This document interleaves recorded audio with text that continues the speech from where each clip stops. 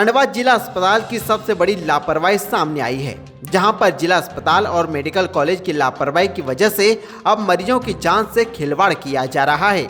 जी हां, जिला अस्पताल के नए मेडिकल कॉलेज अस्पताल में सफाई कर्मी ही मरीज की ड्रेसिंग करते नजर आए।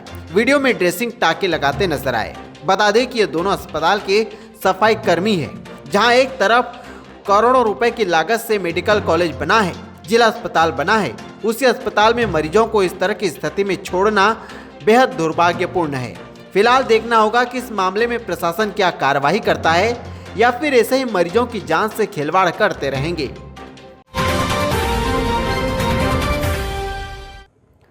खंडवा शहर के तापड़िया जीनी में प्राचीन दरगाह को हटाने का मामला सामने आया है, जिसको लेकर वहां के रहवासियों ने विरोध भी जताया। बता दें कि बिजनेस पार्क बनाने के लिए प्राचीन दरगाह को हटाने का आरोप है।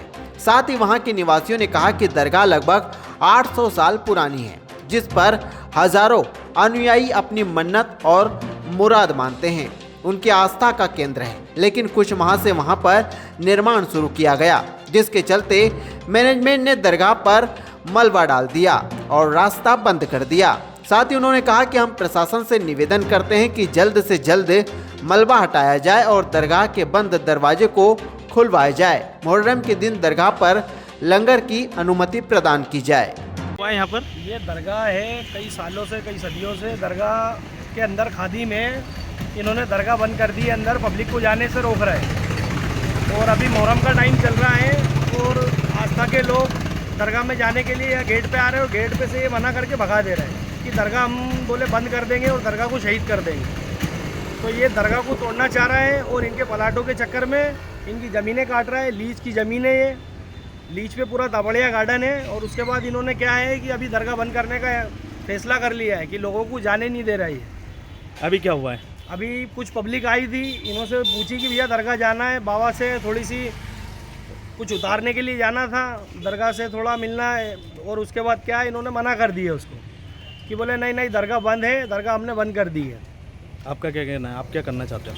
दरगाह यही है कि जो आस्था का प्रतीक है हमारा वो चालू हो, जैसा चल रहा है। अंदर मंदिर भी है और दरगाह भी है, मंदिर लोग जाते हैं और दरगाह भी जाए। हमारा सिर्फ यही कहना है। अधिकारियों से बातचीत की? क्या अधिकारियों से बातचीत करने कुछ लोग गए हमारे, है ना दिल? क्या नाम है आपका? मोहम्मद अजीम।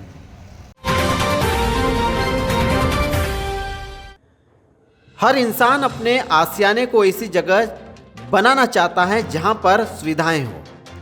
खंडवा की हाउसिंग बोर्ड कॉलोनी नागचून रोड में रहने वाले आज भी मूलभूत सुविधाओं के लिए शासन की तरफ आंस भरी नजर से देख रहे हैं।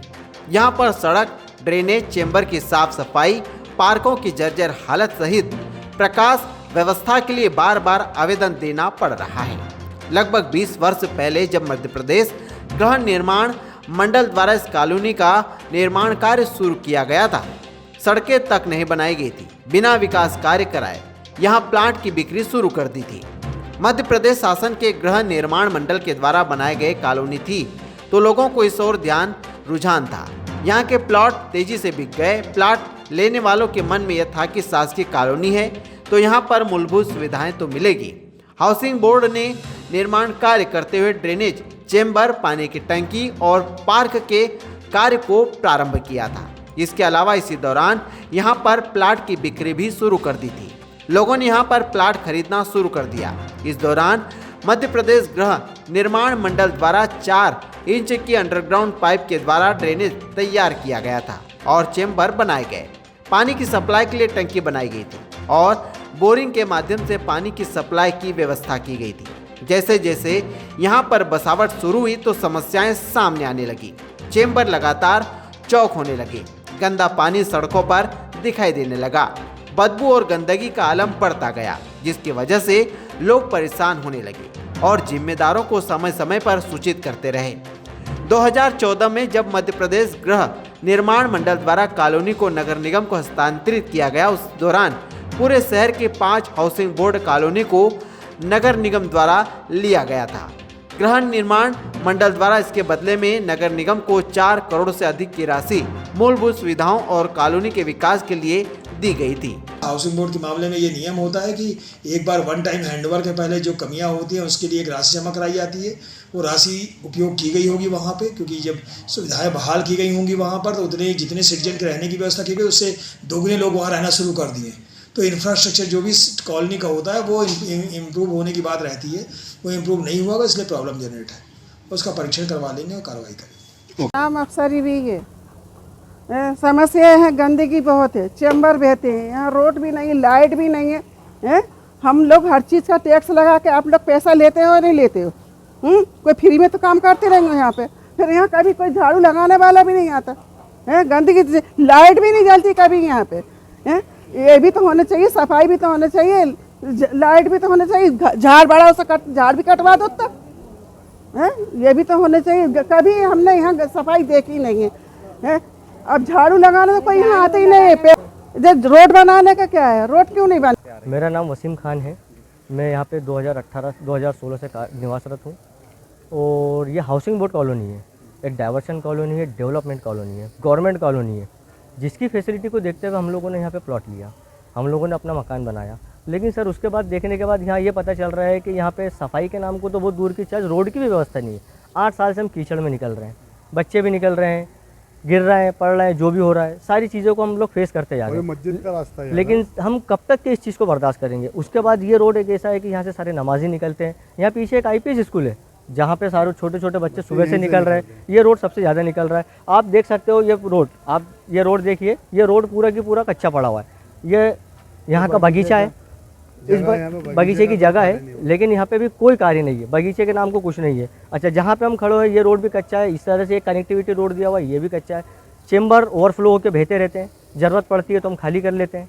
उसके बाद अगर आप किस कंप्लेन कर रहे हो, CM ऑनलाइन पे करो, कहीं भी करो, वहाँ पे भी कोई सुनवाई नहीं हो रही है। अब इस तरीके से, और जिस जगह आवक जावक नहीं है वहाँ के रोड बने हुए हैं, और जहाँ आगे मतलब बहुत फेसो फेस पे रोड बनना चाहिए, साफ़ सफाई के साथ काम होना चाहिए, वो चीज़ यहाँ पे नहीं हो पा रही है। आखिर ये चीज़ क्यों हो रही? अच्छा, कुछ समय पहले की बात है, कुछ महीने 2 महीने 3 महीने पहले की, यहाँ पे एक रोड आगे बना, एक रोड आगे बना, बाकी के रोड उधर पीछे बन गए। तो हमारा कहने का मतलब ये है नगर निगम से कि ये 2 रोड छोड़ने की वजह क्या थी? आखिर ये किस वजह छूटा?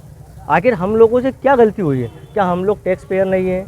क्या हम लोगों ने यहाँ पे रजिस्ट्री नहीं करवाई है? या हम लोगों ने यहाँ पे 1 नंबर में ज़मीन नहीं लिया है? आखिर हम लोग क्या 2 नंबर में आते हैं? वजह क्या है? हम लोग सिर्फ आपके माध्यम से हमारे ये निवेदन है कि प्रशासन और नगर निगम हमारी समस्याओं का निराकरण करे और हमारे इन रोडों को आसानी के साथ कंप्लीट करके हमारी मूलभूत सुविधाएं हमको देने की कृपया करें।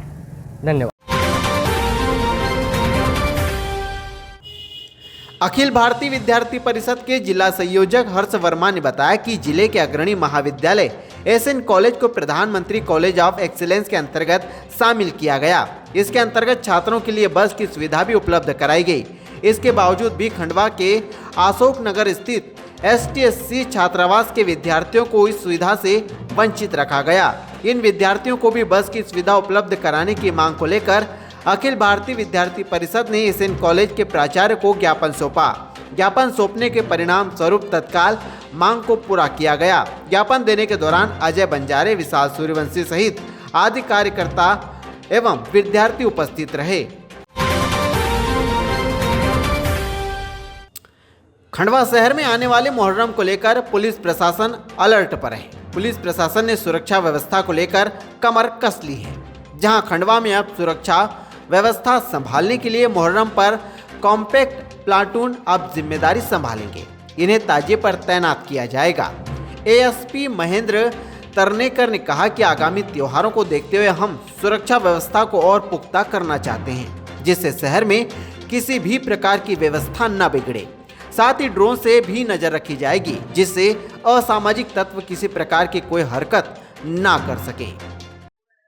हम लोगों ने एक तो कॉम्पैक्ट रूप में व्यवस्था लगाई है, क्योंकि शहर में कभी कभार इस प्रकार से शहर के तासीर होने के कारण हमने कॉम्पैक्ट प्लाटून लगाए हैं। जो चिन्हित किए हमने कॉम्पैक्ट प्लाटून कहाँ कहाँ हमको लगाना है, वो स्थान हमारे चिन्हित पूर्व से ही है। हमने ऐसे 6 स्थानों पर कॉम्पैक्ट प्लाटून लगाए। कॉम्पैक्ट प्लाटून के अलावा हमने ताजिया व्यवस्था और सवारी व्यवस्था लगाई है। आज चूंकि ताजिया विराजमान होता है और ताजिया विराजमान के बाद साथ ही साथ में सवारियां भी निकलती हैं। जो ताजिया विराजमान होने का समय है वो लगभग 2:30 बजे से लेकर शाम को 6 बजे तक था, तो उसके लिए पृथक से व्यवस्था लगाई थी।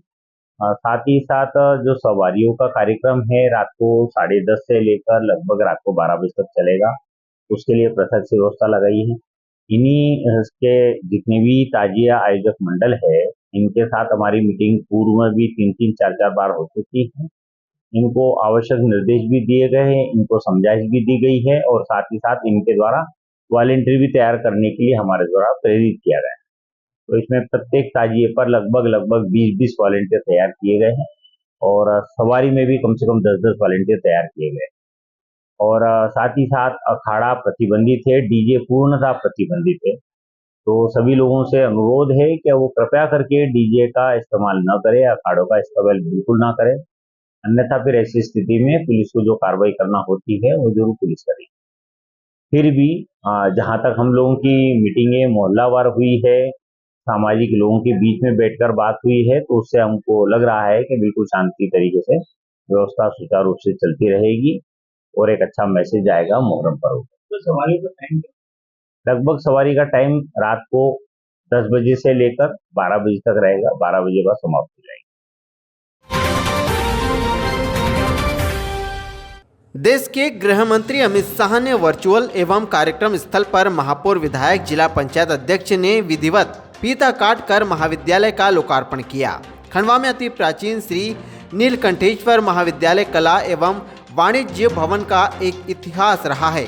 समाजसेवी सुनील जैन ने बताया कि वर्तमान में यह शासकीय महाविद्यालय है। 1920 में समाज सेवा के लिए धर्मशाला के निर्माण के बाद स्वर्गीय सेठ श्री बैजनाथ जी बाहेती की स्मृति में उनके भाई सेठ श्रीनाथ जी बाहेती एवं उनके पुत्रों द्वारा करोड़ों रुपए की लागत से यह निर्मित भवन विद्यार्थियों की उच्च शिक्षा के लिए श्री निमाड़ एजुकेशन सोसाइटी खंडवा को वर्ष 1947 में दिया गया।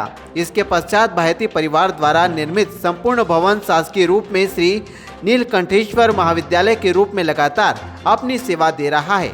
बाहेती परिवार ने इसे दान देते समय अपने नाम का उल्लेख न करते हुए प्राचीन नीलकंठेश्वर महादेव के नाम से ही इसका नामकरण नीलकंठेश्वर महाविद्यालय किया। इस विद्यालय से पढ़कर विद्यार्थी बड़ी पोस्ट पर पहुंचे। साथ ही खंडवा के व्यापारी उद्योगपति इस कॉलेज से पढ़कर अपना व्यवसाय कर रहे हैं। आज से कुछ वर्षों पूर्व इस कॉलेज में छात्र संघ के चुनाव बड़े राजनीतिक चुनाव की तरह होते थे। जानकारी के अनुसार आचार्य रजिश ने भी इस कॉलेज में विद्यार्थियों को पढ़ाया है। पढ़ाई की कोई उम्र नहीं होती, यह बात आपने कई मर्तबा पढ़ी और सुनी होगी, लेकिन इसका जीता जागता उदाहरण देखने को मिला मध्य प्रदेश के खंडवा में, जहां बीजेपी की विधायक कंचन तन्वे ने ग्रेजुएट होने के लिए BSW की परीक्षा दी। उन्होंने एसएन कॉलेज एग्जाम सेंटर में व अन्य छात्रों की तरह परीक्षा दी। खंडवा से वर्तमान विधायक कंचन तन्वे को BSW की पढ़ाई के दौरान जिला पंचायत का चुनाव लड़ना पड़ा था। हालांकि इस चुनाव से उनकी किस्मत भी पलट गई और वह चुनाव जीतकर जिला पंचायत के अध्यक्ष बन गई। इसके बाद भाग्य ऐसा चमका कि बाद में बीजेपी ने उन्हें विधानसभा का टिकट दिया और वह भारी बहुमत से चुनाव जीतकर खंडवा से विधायक बन गई। विधायक बनने के बाद भी कंचन तन्वे ने पढ़ाई नहीं छोड़ी। डिग्री को आगे जारी रखते हुए उन्होंने आज BSW की परीक्षा दी। इस दौरान उन्होंने कहा कि पढ़ाई की कोई उम्र नहीं होती। मैं सभी युवाओं और खासकर बच्चियों से कहना चाहती हूं कि अगर किसी कारण से आपकी पढ़ाई छूट गई तो बाद में उसे पूरी करने की कोशिश जरूर करें। मैं कार्ड वार्ड लगाऊंगा जब तक नहीं जाएगा। भाभी आज जो आप एग्ज़ाम देने जा रहे हैं क्या है, क्या किस तरह से एग्ज़ाम देंगे आप? मैं खंडवा विधायक श्रीमती कंचन मुकेश तन्वे। आज मैं एसएन कॉलेज में मेरा तीसरा प्रश्न पत्र है नेतृत्व विकास, क्योंकि मैं जब जिला पंचायत की अध्यक्ष थी जब मेरा फर्स्ट ईयर था तो फर्स्ट ईयर के मैंने पेपर अच्छे से एग्ज़ाम दिए, क्योंकि नियम सबके लिए एक होते हैं और नियमबद्ध मैंने पेपर दिए, उसमें सफलता मुझे मिली और ईश्वर ने मेरी यही कामयाबी को देखते हुए कहीं ना कहीं मैं जिला अपने विधायक बनी। तो विधायक के बाद फिर मैंने पुनः मेरा द्वितीयवर्षी है ये जो BSW का है, तो आज मेरा प्रश्न पत्र तीसरा है जो आज मैं इस एसएन कॉलेज में परीक्षा देने के लिए आई हूँ। और मैं सबको यही संदेश देना चाहती हूँ बच्चियों को कि पढ़ाई अगर किसी की छूट गई तो अपनी पढ़ाई को महत्व दे। ये नहीं सोचे कि पढ़ाई की कोई उम्र होती है, पढ़ाई की उम्र नहीं होती, पढ़ाई हम कभी भी कर सकते हैं। जैसे मैं अपने मायके से 8वीं पास करके आई थी, ससुराल में सभी का मुझे लाभ मिला, फ़ायदा मिला, तो मैंने 10वीं की 12वीं की, अब कॉलेज कर रही हूँ। तो सभी अपनी बेटी अपनी पढ़ाई को महत्व दें और अपने शिक्षा के माध्यम से अपने जीवन को आगे बढ़ाएं। बहुत बहुत खंडवा शहर में मुहर्रम के त्योहार पर शहर में निकाली गई शेर की पारंपरिक सवारी इस बार भी आकर्षण का केंद्र रही। बता दें कि दरगाह पर पहुंचकर माथा टेका गया। मानव शेर बहुत छोटे बच्चों से लेकर हर उम्र के मर्द बनते हैं। इस्लाम में हजरत अली को शेर खुदा की उपाधि दी गई थी। उन्हें अब्दुल्लाह भी कहा जाता है। बता दें कि ताजियादारी को मानने वालों की मान्यता है कि जब कोई पुत्र की मन्नत पूरी होती है तो उस बच्चे को हर साल मुहर्रम माह में शेर की तरह सजाया जाता है।